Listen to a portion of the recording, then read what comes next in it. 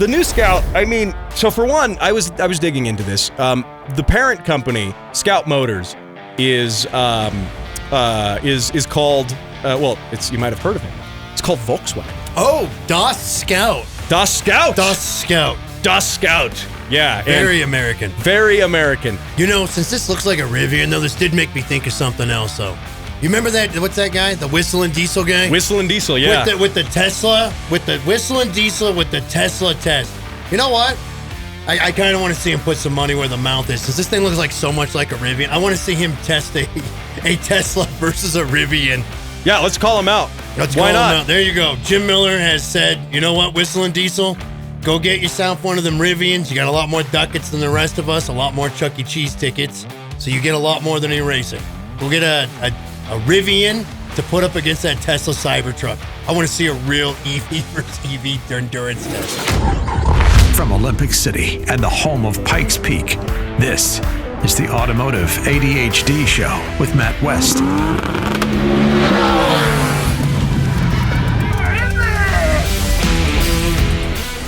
And here we are, rocking it on the Automotive ADHD Show. Matt West here, talking cars with you, with a guest host in studio. Joining me, Jim Miller, just a guy. He ran for mayor, and he's on this car show now. Jim, welcome back to the show. Welcome. I'm very, very welcomed. Now, what we're going to talk about today, apparently the Scout, the International Scout, is back, and it's kind of being made by the Germans, sort of. We're going to talk about that, get you up to speed on it. I'm going to also make a argument about maybe why we should bring back another American motor company. Hope you caught on to that there. And why we're going to do it better than the International Scout. So we're going to talk about that. Jim Miller, of course, he's sitting here across the board from me, and he's going to talk a little bit about his meeting he had with Mayor Yemi Mobilati, the current mayor of Colorado Springs. And Jim went to the mayor to talk cars. I did talk cars. We seem to get a bad rep as cars. I like to put it in the way that we are basically the 90s skateboarders nowadays. Yep. But being into cars is not a crime. Yep, and it seems like, no spoilers here, but it seems like the mayor does not really see eye to eye with us car enthusiasts. I don't know if maybe many mayors who do, but private property as far as I'm concerned. I'd agree with you on that. So we're going to talk about that and more, as well as play some of your car sounds on this edition of the Automotive ADHD Show. Now, Jim, one of the things, before we get into that, I've been doing some work on my AE86 finally, which I am working on putting, get this, I don't have an idle air control valve on it. So like when you start it, it doesn't, like especially if it's cold, it doesn't have anything that holds the throttle open or any of that. Yeah, yours has ITBs though too, right? It does, which is part of why having an idle air control valve isn't happening right now. Right. Not that you can't run idle air with ITBs. It's just mine's not configured to do that. So I took a tool out of the toolbox, you could say, of Brian, who he's a Volvo guy, by the way. He's been on this show before. He's a Volvo technician, and there is something I have noticed with every car that Brian has been around, which is that on a long enough timeline, it ends up with Volvo parts on it. Some way, shape, form, whether it's like a fuel pump, whether it's power steering pump, but it somehow does. You know, there's nothing wrong with that, because that brings back the old school car aspect of, it's a part in the shelf. I'm going to use it. It's right here. I got it. The old parts shelf cars, you know? Yep. It's not bad, regardless of brand. It's really not a bad habit to have. Well, and that's what I found for my idle air control valve on my car. Which is I robbed one off of a Volvo 240, which I also own a 240, but I went to the junkyard and robbed one off of there, and I'm going to try to stick that thing on there. We're going to see what happens, but the other issue is that I don't have enough vacuum ports on the throttles, the ITBs. So I'm making that work. We're going to see what happens. Now, Jim and I, we did film a video. We filmed a video with our AE86s, plural. Yes. And that is going to be, it's out of the studio, actually. We filmed something outside. Well, we're trying to do more of that, more car stuff all the time, not necessarily just studio stuff, especially, I mean, what's the point in bringing me around if we're just going to stare at each other and talk to each other without all the cool kid stuff around, right? Exactly. So what we did a video on that. We're going to release it shortly. It's going to be really fun. But Jim, give me a little bit of an update. What do you have going on at your shop? I know you've got like more cars than friends usually, right? Yeah. So anyways, for those that don't know, we're almost to a year to when I had a nice big shoulder collarbone fun-filled surgery thing. Very unpleasant, very sore. So I have actually started cleaning up my shop because basically the whole thing was just stuff in there, lock it up. I'm not going to see it for a while, kind of forget and leave. Well, way before that, I've had a number of vehicles that I haven't touched for years on end, whatever, waiting for paperwork, waiting for parts, this and that. But I have actually went through and moved some of these old 90s 4Runners I have at the very, very, very back end of the shop. How many 4Runners do you have? I have like 8 4Runners. I feel bad and kind of awkward saying that I have 8 4Runners, but I have 8 4Runners. That is weird now that I said it out loud. Eight 4Runners. So if you were wondering why you can't buy a 4Runner here in Colorado Springs. No, that's not why. There's 4Runners everywhere to buy. It's fine. Those are very common. They're everywhere. I don't know what happened. It just happened. So anyways, I had a couple of 90s. The old second gens? Second gens or third gens? The second, Second the gen, 3-point slows, 3-point slow, okay. Yep. Not the best motor in the world, but honestly, you can get some miles out of them if you just change the fluids and service them. They're not fast at all, but they will go. But a couple of them that I haven't driven even more than just parking in the spot they're at, I will have to say that just checking the fluids and throwing a jump box on it and putting some air in some old dry rot tires, They fired up and moved just fine. It was a testament to just that I was made to be abused. It is a pile, but it is fine. Rode hard, put away wet. Definitely. Doesn't care? No, it didn't care at all. It was just like, okay, I'm going to just start up and drive. And you're like, that's actually, I was actually surprised because when you have stuff that's been sitting for years on top of you going for definitely a whole year almost and not touching any of it, the death of cars is not using them. It's starting them, not driving them. Like if you're storing something, everybody knows. You go out, you start it, go ahead and put in a couple gears, let it warm up, this and that. It's fine. Little move forward, little move backwards, even if the space is tight. That's what keeps your cars alive, is using them. They're meant to be used. They're not really meant to just be sitting around.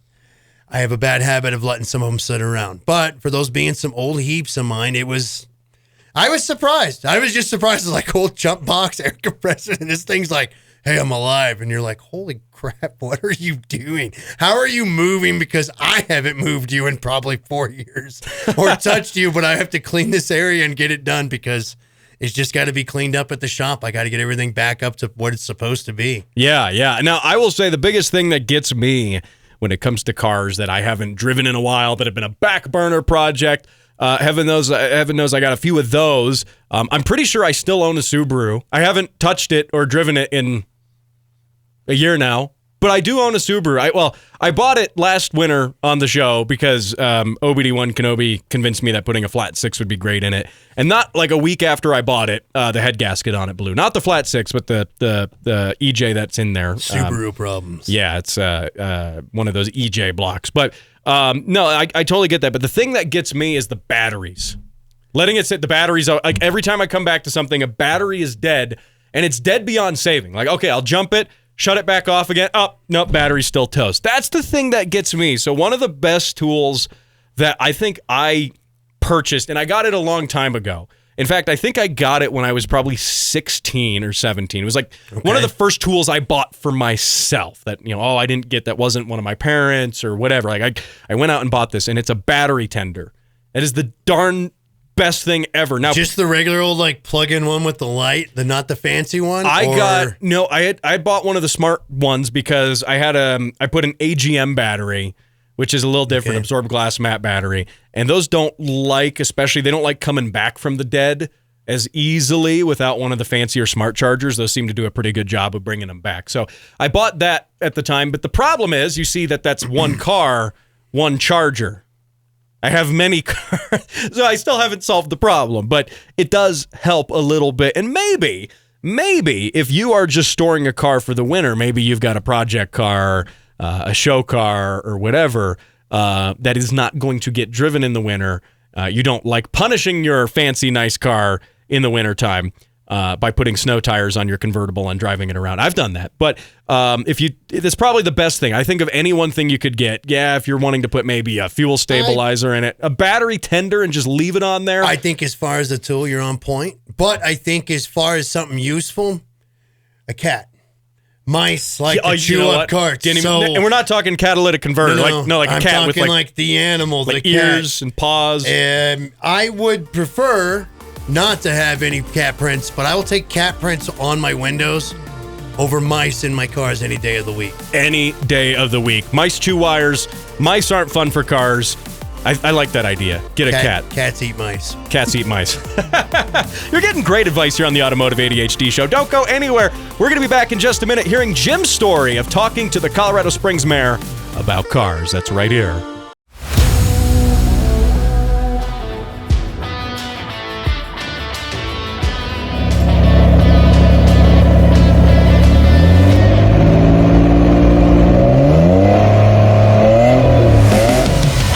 And you can send those car sounds into the show. Facebook.com/Automotive ADHD.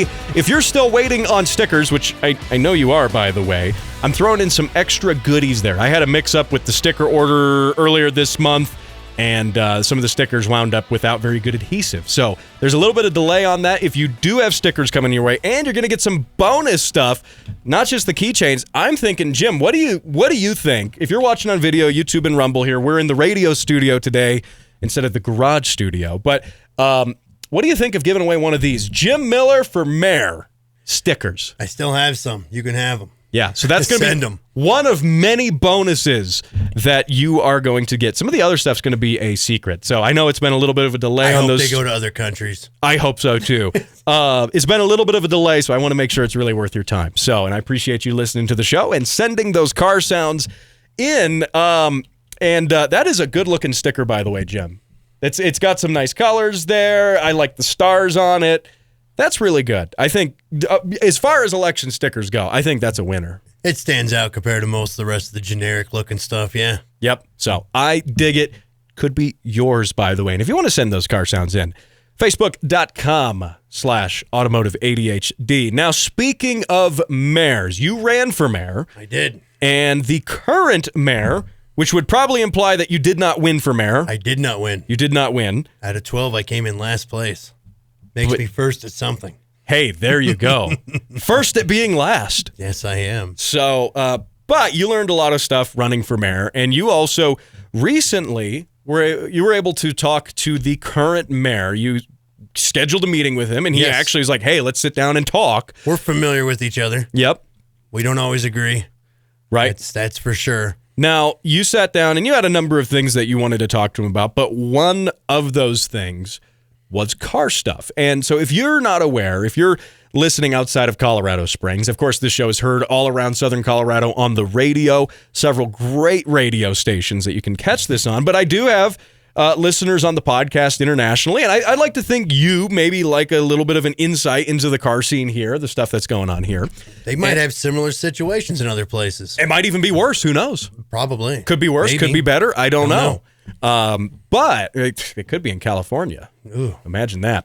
But having said that, and by the way, like a good neighbor, if you're in California, like a good neighbor, stay over there in California. Well, you can come, but keep your weirdness that way. He's defending it because you came from California a long time ago, though. This is my 16th year. 16 years. So I think that's honorary. I'm adopted. Yeah, you're an adopted Coloradan. But we'll forgive you for a little bit of Californian. But so you talked to Mayor Yemi, and his name's Yemi Mobolade. He's the mayor of Colorado Springs again. And where we're at right now is that it is against city code to store a car on your property, anywhere on your private property, essentially, if it's not registered. So, like, say you have a project car, or say me, I've got a track car. It's at the moment not registered, because it's a track car. So per that city ordinance, I guess the one place it is allowed is in the garage, technically, covered up in the garage. Not everybody's got garages. Not everybody does. Is that fancy, and not everybody just has vehicles for the streets, and not everybody's not building something. Sometimes people are building stuff, or it's projects that are covered and stored, or whatever it may or may not be, or stuff you're building with the kids, the family, or I do know of a few people and organizations that help veterans with PTSD and do a lot of car builds and track stuff and everything. There's a few of those out there. There's many other circumstances, but my big argument with it is that it's private property on private property, and then most of the codes and stuff, you don't get. Did you remember voting on any of the codes? Didn't vote on a single code. Do you remember code. voting on being told what to do with your stuff that you worked all day for to have? Mm-hmm. I don't remember getting a decision or a choice or a chance to even go, nah, I'm good. I bought these with my Chuck E. Cheese tickets after working all day. And this time I got more than an eraser.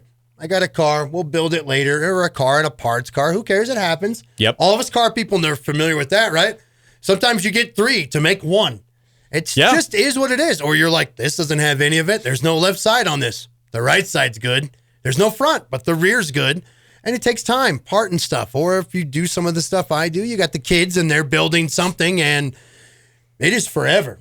Well, and let's highlight the importance here of, because a lot of people are going to say, well, we don't want junk cars parked in the city. We don't like how that looks. It's a safety hazard. Let's point out, especially with project cars, because I know not everyone listening here on the radio is going to be a car guy like us. Maybe you're just somebody who's driving to work here and there, point A to point B, but you have a car. Maybe you've got a neighbor who is a car guy, and you're like, why is he always doing that stuff? Well, the thing is, working on cars, wrenching on cars is an amazing outlet for folks, too, especially, you mentioned kids, teenagers, too. Angst. Who it keeps them out of trouble.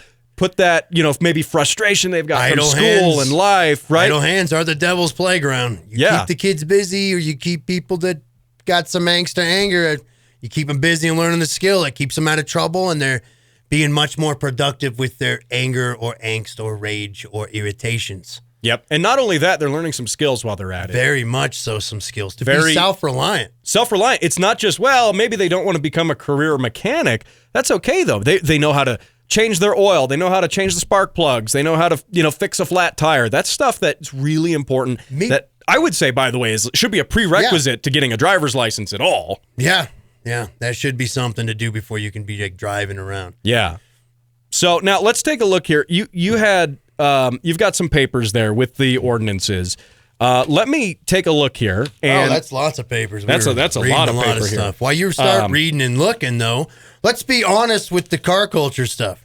I personally, from the best part of not caring, I don't care what you're doing on your private property. I really don't.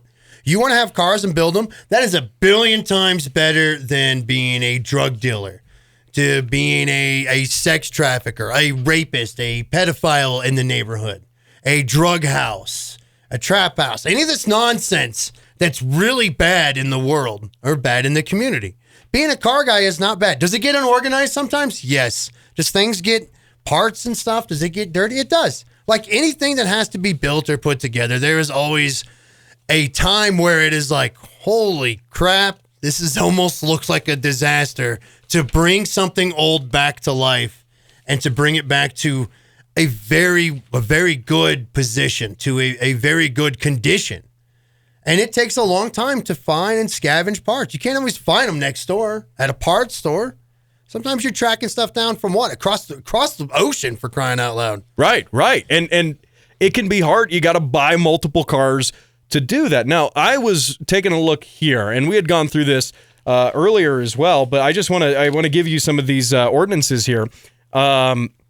Whereas there are some exceptions, roughly. Like one exception is you can park a unlicensed vehicle in, like, say, your garage or stuff like that. But they also have an exception, and this is really weird to me, for collector's items. You might say, okay, I've got a 40-year-old Corolla that apparently was in an anime or something, and that's a collector's item. But here's the thing here. It says, vehicles defined by Colorado revised statutes, blah, blah, blah, as collector's items or parts cars, provided that no more than one vehicle so defined shall be kept outside of a building on any one property. And it says, essentially what that's saying is that you can have a parts car, you can have a collector car, but you're only allowed to have one. And the question becomes, we can get into the nuances of this. We could get into the nuances of, there's some things here. But I think it comes down to a fundamental discussion of principle, which is that a car that you own outright is private property and it belongs to you. You earned it, you bought it, it's yours. Exactly. And the same thing can be said for your private property, your physical property, your home or whatever that may be. So the idea where they're making all these conditional statements, well, you can have a collector car, but you can only have one. And I was looking for it because I spotted it earlier in the show, and I'm not finding it now as I'm skimming through the papers. But there was an exception in there too for cars of like a certain age, where it's like, okay, if it's pre-1976, I think, but only if registered before 2009. There's all sorts of like dumb stuff in there, and again, we shouldn't get caught up on the little nuances of that. We shouldn't get, because I think that's a little bit of a distraction for one. It's none of that matters. It's that the city shouldn't be able to tell you that you can't park your project car. Wasn't the whole point of getting your own place is to be left alone to do your own thing anyways? Yeah, absolutely. I mean, do they have this many rules when there's a drug house in town? Oh yeah, good point. Do they? You can only have one drug house. If you have two, that's no. And it has to be registered before 2009. But that's not important. But us being into cars or building. Look, I understand. Some of us are excessive with our car stuff. That's fine. But there are way worse things to be into. Way worse things to be into. Absolutely. And cars are they're productive. A lot of life lessons in there doing stuff. I mean, you can teach the next generation a lot about how this stuff works. A lot of life lessons are in it. Like, hey, look, you got to take like 10 pieces off to get to this, to do that. Yep. So sometimes you got to go a little backwards to move a little forward. And then they'll be like, hey, apply that to your life. You're okay. Hey, you're angry. You're mad. It's fine. Yep. That's going to happen in life. What are you going to do about it? It broke. What are you going to do? Fix it. That's it. It's not a bad thing. I'm tired of it telling me what to do with my own stuff. There's a lot of us tired of it. Yeah. Well, and look, and if you want that kind of stuff, live in an HOA. Yeah, and the thing too, like for example, like technically by the book here, it's not legal for me to take my track car out of my garage and park it in my driveway. Bear in mind, not on the road. Driveway while I work on another car in the garage, right? Now, have I been cited for that personally? I haven't, but that's also probably because code enforcement just hasn't happened to roll through and look at the license plates from the street. For the record, code enforcement doesn't just roll around anyway. Somebody calls, dare you have a neighbor that hates you or somebody that drives by and don't like you? That would just be terrible. Imagine that. I don't need to. But now, what I want to get into here too a little bit. And we've only got a minute left in this segment, so we'll carry it on into the next one. So we've already spent this whole segment essentially defending our position that we both share. We're both in complete agreement on. But I do want to talk about the mayor's position because you did have a discussion with him. I did. And so I do want to get into a little bit of that and discuss what did the mayor say? Why he emphasized on the enforcement aspect of it, that code enforcement is enforcement. And I said that there's some things they do that just ain't quite right. Yep. So we're going to get into that and more. Oh, we're going to talk about the new International Scout. Yes, it's back, and it might be an EV, and it's also made by the Germans. How does that work? We're going to get into all of that and more. You're listening to Automotive ADHD. Don't go anywhere. We'll be right back in just a minute. He's the nut behind the wheel and behind the mic. This is Automotive ADHD with Matt West. Yes, it is. Got Jim Miller sitting across the board from me here. We, before the break, were talking about some city ordinance stuff that's kind of weird here in Colorado Springs. Maybe it's weird where you are, too, if you're here in the Springs or listening nationally on the podcast. But we were talking before the break about how it's crazy that you actually cannot park a unregistered car on your own property if, like, it's your driveway. Yeah, We're not talking about the street. I think we can kind of agree that, all right, fine, the street is technically public, okay, sure. We all pay for it. We all Let's pay for share it. Do it the right, super legal, extra rules way. Right. Way. Yeah, but no, we're talking about like in your own driveway. And so Jim, if you weren't listening before the break to get you up to speed, he went to talk to the mayor. Now, he ran for mayor, but we do have the current mayor as well, Mayor Yemi Mobolade. And he went to talk to the mayor and get the mayor's take on this. Why is it that we have to register cars that are parked even in our own driveway, not on the street, not blocking the sidewalk or anything? And that's, I think, a direct attack on car enthusiasts. I can't see any other reason really for it. So, and we went through a couple of the ordinances in the last segment, and Maybe they want us to all buy electric. Maybe, but it's got to be. You can't have more than one, and it's got to be registered before 2009. We did find. I was saying in the last segment not to get caught up on the details, but I did finally find the details in all this paperwork. They define a collector item, which they say you can only have one of. You can't have more than one collector item, which is unregistered. What you can own. Yep, and a collector's item. It meets here. This is Colorado Revised Statute Section 42-12-101, if you want to look this up.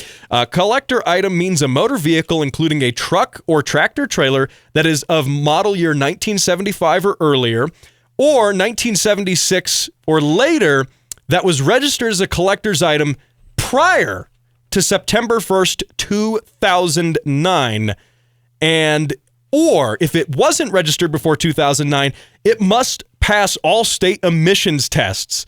What are we? Look at all these hoops that we have to jump. It's crazy. And again, what we said in the last segment, it's our take is that it's your property parked on your property. And by the way, you don't actually, in this county, the county I'm in, you actually don't have to do an emissions test here in El Paso County. So the fact that in order for your car to qualify as a collector vehicle under a certain circumstance means it would actually have to pass more emissions requirements than it would to be on the road registered, which that's amazing government bureaucracy right there is what that is. I just want to know who made these rules. We didn't get a choice in it. Didn't get a choice in this one bit. Now, you did talk to the mayor. I did. What was his take on this? What were his thoughts? That we contract and agree with all these codes by living here. Okay, so because you live here. Because we live here, we get to be told what to do with our stuff. Okay. And he kind of was a little more maybe lukewarm about it. Code enforcement's just doing their job. It's enforcement almost to the point that they're law enforcement officers. That it's what they have to do. So I didn't really care for that much, to be honest with you. I think the car enthusiast perspective is quite different than most other people's. Look, I don't like bending a knee to anything. That's just me personally. I think a lot of us that have private property or have hobbies or takes, we like our work away from work. We like our stress away from the stress. That's what keeps us kind of going and wanting to continue to fund everything and be taxed half to death and overworked. We have our few vices, cars, whatever it is. So I didn't like any of that, to be frank with you. And I don't think he quite gets that we like to build things. Yeah. He sort of, and if I remember, we were talking about it before the show, he kind of said, oh, when you brought up that objection, like, hey, this stuff is going on, didn't he kind of say, well, that's kind of a Jim thing, right? Yeah, that's just you. I'm the only car enthusiast in town. I'm the only car collector around in town or in the city limits. And I'm like, I'm not special. It's in the title. I'm just a guy. It's not, there's nothing unique about me. There's probably more people like me than really like him if you really get down to it. People that like to build their own things and do their own stuff and be left alone and not be hassled with extra bureaucracy or rules or harassed or violated or having people walk around on your property without you present, thinking that it's fine for them to just access it. Mm-hmm. I kind of could see a point where it's like, hey, fence or gate your stuff so I don't have to stare at your things. Okay, I could kind of see that. I still feel like it's kind of bending the knee a bit, but I don't mind finding mid-ground. I don't necessarily think that Mayor Yemmers is bad or evil or nothing. I don't think that. I just think coming from a perspective of people that know how to build things and build things versus someone that doesn't build things and doesn't know how to build things or hasn't built anything is a very different perspective, because we know how to get dirty and do things, and, we'll bleed over making our projects complete, and we will lovingly, happily drop every bit of extra effort into it. Yeah. Now, I'm kind of just thinking out loud here, too, because, we're here on the radio, and, we're sort of preaching to the choir if you're a car guy. You're oftentimes going to be on kind of board with what we're doing. But, for the folks that are just kind of sitting here being like, well, yeah, but I don't want my neighborhood to turn into a junkyard. What kind of middle ground do you think we can find to that argument? Because I do see some thought of like, okay, yeah, but what if my neighbor's got 18 cars parked in his yard? They're his cars, it's his yard. Maybe if you want to not look at it, maybe help your neighbor put a fence or a gate up. Maybe not be so worried about what they're doing. And if you want to be that neighbor that's so worried about what's going on in your community, why don't you go, keep a good eye out, make sure there's no pedophiles, no rapists, no sex traffickers. Make sure there's no people selling drugs to children. Mm-hmm. Halloween's coming up, right? Make sure, it is, yeah. Make sure no kids are going to convicted sex offenders' houses. Make sure there's just not weird things going on. Make sure nobody's selling drugs or trying to drug children. Yeah. If you want to be that effort and that concerned with your community, the car community is not the community you need to fight against, because most of us have the same morals, values, and ethics to you. And honestly, it's like the whole thing, like I like to say, we all agree actually 100% of the time via what you may or may not hear on the interweb or the radio or the TV or whatever, because we all want it better. But really bothering the hobbyist, it's not a very good thing to do. Yeah. Focus on a real problem. We're not a problem. We're not destroying the communities.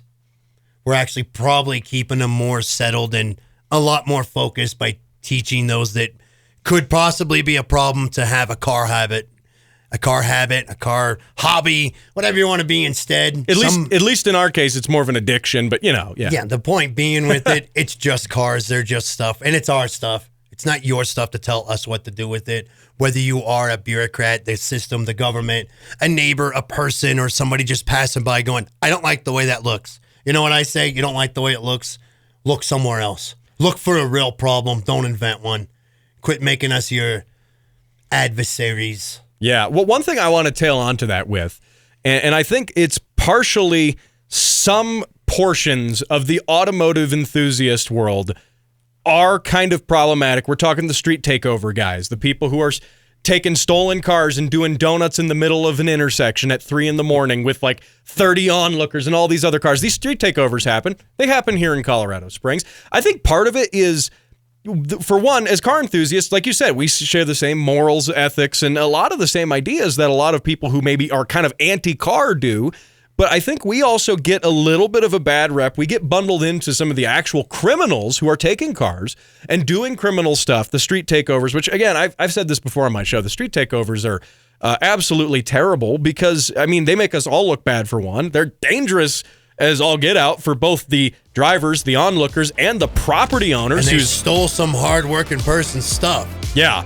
So I think most of the time, one thing you say on the radio often when you listen during the week is if you want it better, you got to be better. And I at least think as car enthusiasts too, we should show the rest of the world that, hey, we are good folks. These cars are fun. They help teach people skills. They keep people off the streets. Let's not make it necessarily a bad thing. We'll be right back on Automotive ADHD. Don't go anywhere.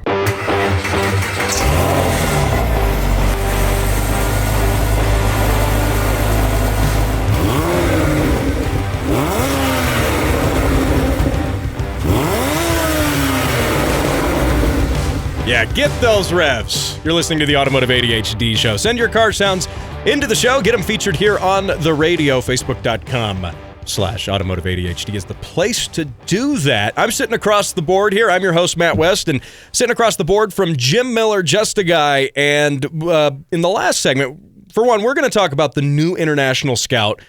here in just a minute. Yes. And the Scout's back. International. You probably haven't heard that name in a long time.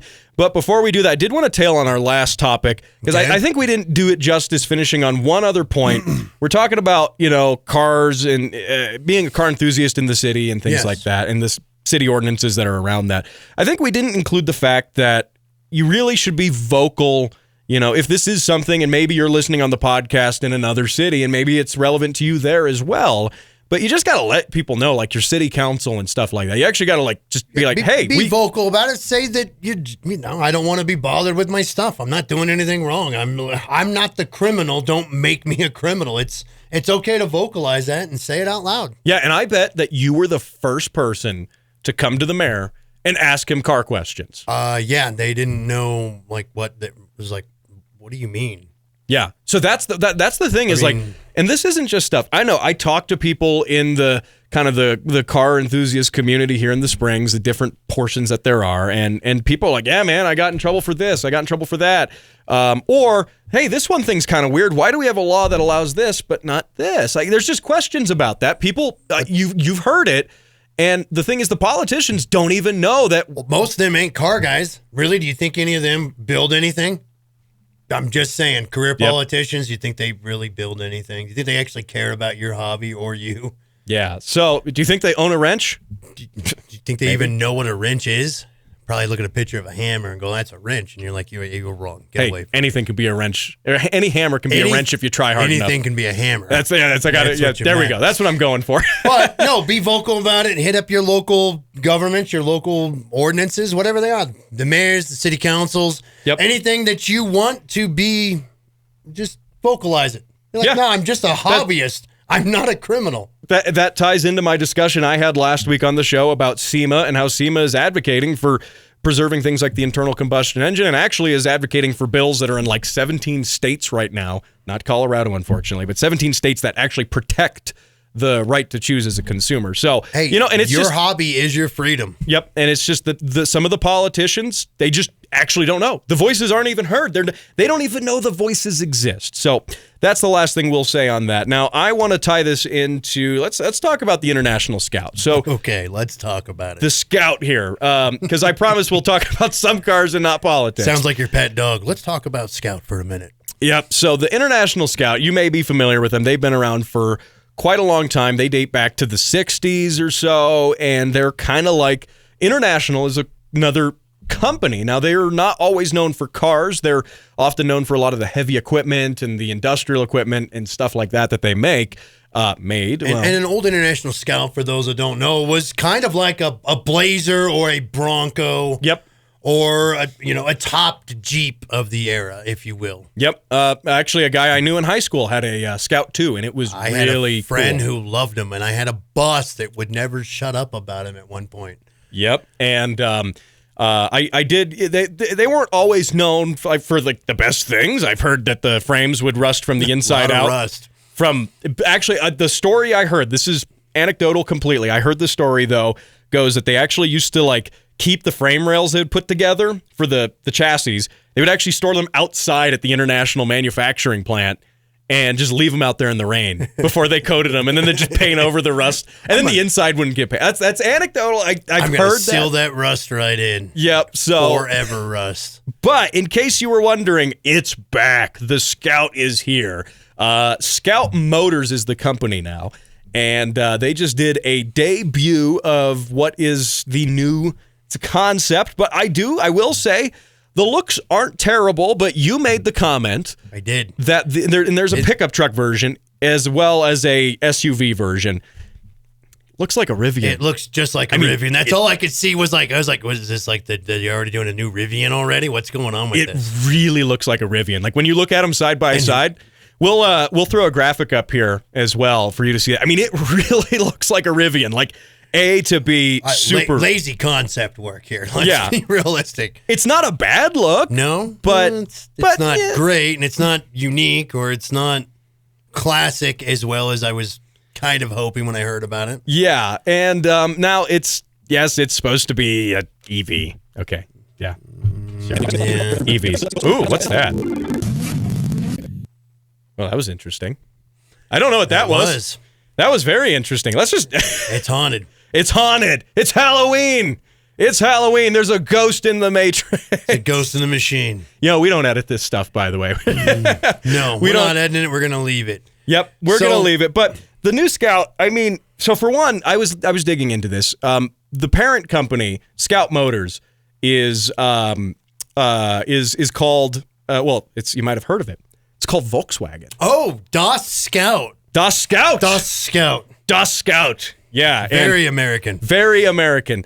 Now, Scout Motors itself is, okay, it's operated by, they've got a CEO in the U.S. They're trying to be an American company, but they're basically funded predominantly by Volkswagen. In fact, just reading some of the history here, Scout Motors, this is just off of the Wikipedia article, so you know it's right. American company financially backed by German manufacturer Volkswagen Group, or Volkswagen, as the Germans like to say.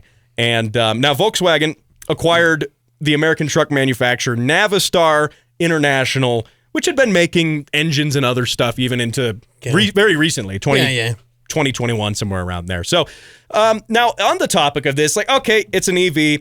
What can we say? Like, when all these new cars are coming out that are EVs, it's like, oh, okay, cool. Are they really new cars? Or are they just new cars with old titles? Are they old cars with new titles and new EV setup? That's the problem with EVs. You can't.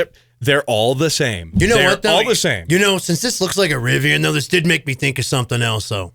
You remember that? What's that guy? The whistling diesel guy? Whistling diesel, yeah. With the Tesla, with the whistling diesel, with the Tesla test.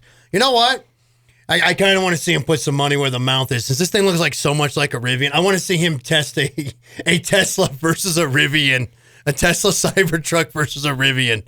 Let's see if the whistling diesel guy will even do that for us. That would be pretty fantastic, to say the least. Yeah, let's call him out. Why not? There you go. Jim Miller has said, you know what, whistling diesel, go get yourself one of them Rivians. You got a lot more ducats than the rest of us, a lot more Chuck E. Cheese tickets, so you get a lot more than an eraser.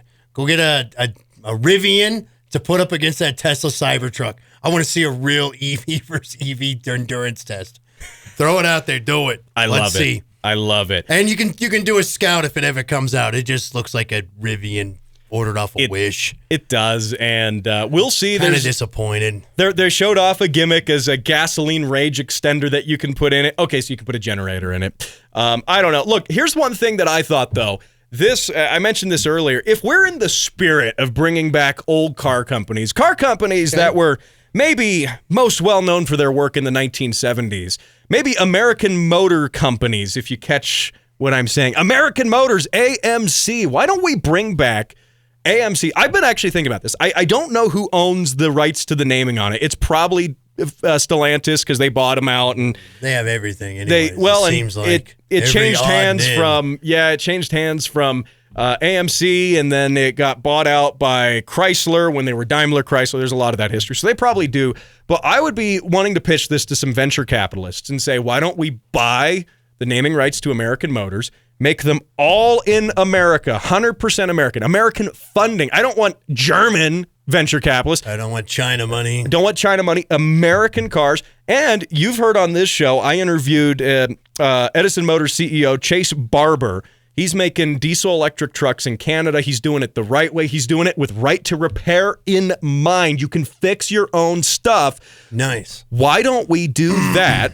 Bring back American Motors and make some good stuff. We might make some American jobs again. Imagine that. Whoa. So, and production, manufacturing again. Yeah, let's do it. So, hey, we'll get working on that. I'll let you know how it goes. You've been listening to the Automotive ADHD show. I've been here with Jim Miller. Thanks to everyone who gets this on the air across the radio in Southern Colorado. Thanks to Jared, who helps with the videos, and Alex with the social media. I'll see you next week. Thank you very much. Thank you all.